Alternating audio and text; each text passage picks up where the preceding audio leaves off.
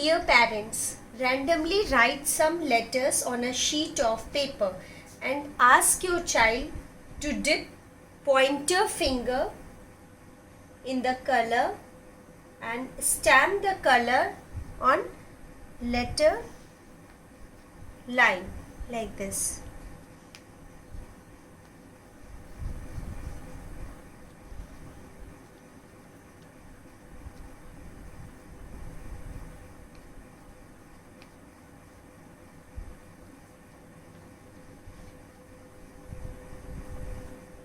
So by this activity, kids will understand the letters and it will have a fun activity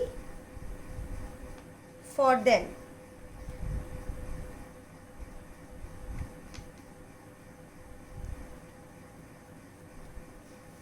So this same activity, parents, this same activity can be repeated by writing child's name on a paper. Suppose if the child name is Priya or Rahul, so you can write it Priya or Rahul and getting it done by child's name.